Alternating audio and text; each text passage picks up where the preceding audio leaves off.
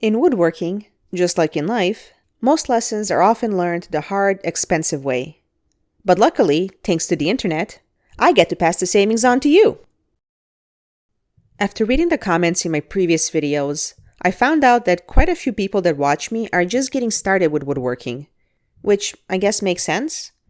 But for some reason, when I first started this channel, I assumed that only pros would be watching me, and then yelling at their screens and cringing at the way that I do things, which I'm sure is still true.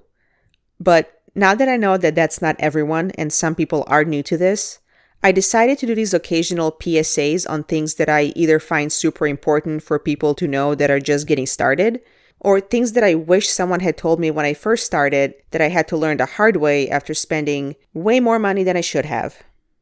This video is about that second scenario because this is a lot of sanders. No one needs this many sanders. Maybe 2 orbital ones, 1 finishing, 1 detailer, but how many do I have here? 1, 2, 3, 4, 5, 6, 11! Oh my god, and that's not even all of them. So obviously, one reason we have so many is because I share the shop with some friends, so we all kind of brought in our own. So sure, there's that. But another huge reason is because for a while there, we couldn't figure out why they were dying so quickly. So when one would get on the verge of death, we'd just pick up another. And then we learned that some of us may have been putting them into an early grave by accident. Oops. So, as always, I'm going to talk about how I was an idiot so that you can learn from my mistakes and not have to be one yourself.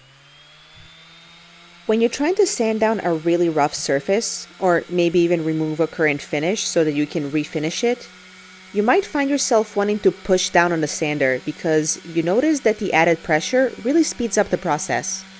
But this isn't good. Even though pushing down does look like it works better, the motor isn't made to resist this kind of force. What you're essentially doing here when you put all this extra weight on it, it's like you're holding down the part that spins, and now the motor has to fight against all the extra force in order to do its job.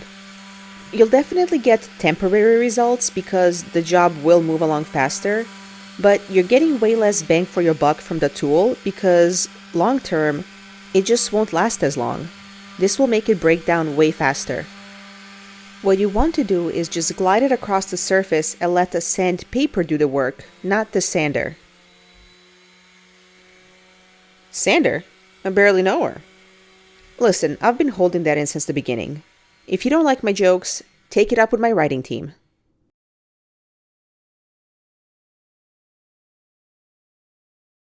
Now, you might be thinking, this takes too long, and time is money. Why wouldn't they just make sanders that can get the job done faster? Well, they did. You just have to use the right grit sandpaper to do the job. And spending money on buying a variety of sandpapers so that you can have the right one available is way cheaper than having to buy million sanders because you keep going through them. Take it from somebody who has over 11. If you're trying to smooth down a really rough surface, like I am here, and you notice that it's taking too long, chances are you're using the wrong sandpaper. I was using a 120 here, and the surface was way too rough, so I should have started with maybe an 80 or even a 60, depending on how bad it is. For surfaces like this one, you will rarely use just one grit for the whole job. You'll start off low with like a 60 or an 80, remove any finishes or uneven surfaces, then increase the grit slowly until you reach around 220, and then the wood's gonna feel nice and smooth.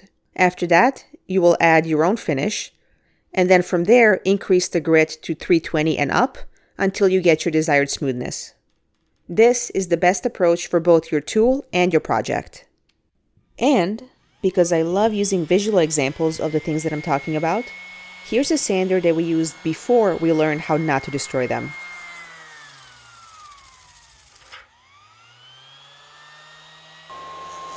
I'm going to hold it super weird here just so I can show you that I'm adding zero pressure to it.